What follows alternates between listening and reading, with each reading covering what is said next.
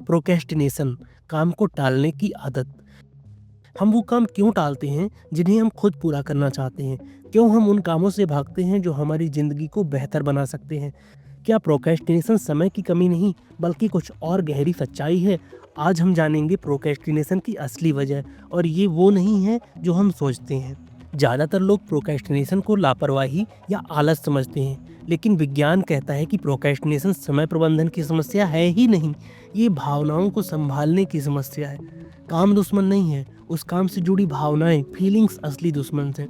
हमारा दिमाग दर्द से बचने के लिए बना है, और कई बार कोई काम भावनात्मक दर्द पैदा करता है, जैसे कि फेल होने का डर, जजमेंट का डर, मैं अच्छा नहीं हूँ वाली सोच, या कोई काम बड़ा लगना।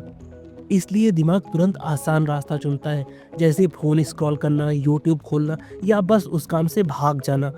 ये इसलिए नहीं कि डिस्ट्रैक्शन बहुत ताकतवर है, बल्कि इसलिए कि वो भावना बहुत भारी है।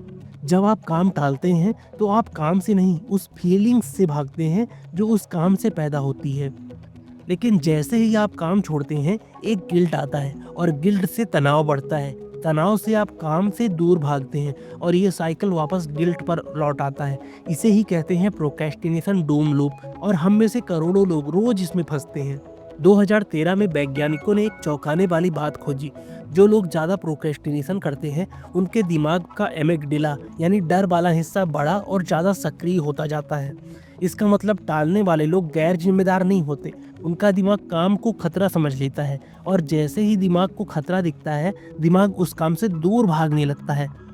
प्रोक्रेस्टिनेशन इसलिए नहीं होता कि आपके पास कम समय है, इसलिए होता है जब आप खुद से कहते हैं, मैं बहुत आलसी हूँ, मैं हमेशा गलती करता हूँ, मैं कभी अच्छा नहीं कर पाता, तो दिमाग रक्षात्मक हो जाता है, और वो बंद हो जाता है, और काम से दूर भागने लगता है। सेल्फ क्रिटिसिज्म कभी बूस्ट नहीं करता, ये मोटिवेशन को ख़त्म करता है। मोटिवेशन ऐसी चीज़ नहीं है जिसका आप इंतज़ार करें, मोटिवेशन तो शुरू करने से बनता है। जब आप सिर्फ एक छोटा सा कदम उठाते हैं, जैसे कि लैपटॉप खोलना, एक लाइन लिखना, या एक फोल्डर साफ करना, दिमाग डोपामीन रिलीज करता है, और वही डोपामीन आपको आगे खींचता है।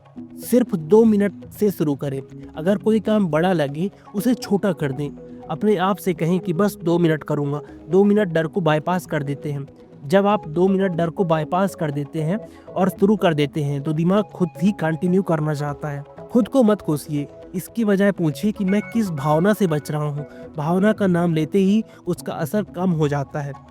मैं हमेशा ऐसा करता हूँ मत कहिए, कहिए ये रेजिडेंस क्यों है। जिज्ञासा लॉजिकल ब्रेन को एक्टिवेट करती है, जजमेंट इमोशनल ब्रेन को। 80% रूल अपनाइए। काम परफेक्ट नहीं होना चाहिए, 80% अच्छा बस काफ़ी है। परफेक्शनिज्म ही प्रोक्रेस्टिनेशन का सबसे बड़ा कारण है। हो सकता है लोगों ने आपको लेजी कहा हो सकता है आपने मौके खोए हों, हो सकता है आपने खुद पर विश्वास खो दिया हो, लेकिन ये सब आपकी पहचान नहीं है।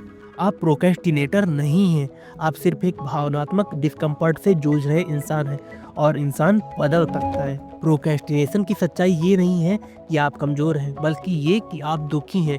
ये नहीं कि आप आलसी हैं, ये नहीं कि आप काम की परवाह नहीं करते, बल्कि ये कि आप डरते हैं। लेकिन अच्छी खबर ये है, आपको डर को हराना नहीं है, आपको बस उसे समझना है। छोटा शुरू कीजिए, डरते हुए शुरू कीजिए, इम्परफेक्ट शुरू कीजिए, लेकिन शुरू कीजिए, क्योंकि जैसे ही आप शुरू करते हैं, इवन 2 मिनट के लिए आप साइकिल को तोड़ देते हैं, आपका अपना दिमाग रिवायर करता है। आप अपनी ज़िंदगी पर नियंत्रण वापस ले लेते हैं, और यही है प्रोक्रेस्टिनेशन की असली सच्चाई।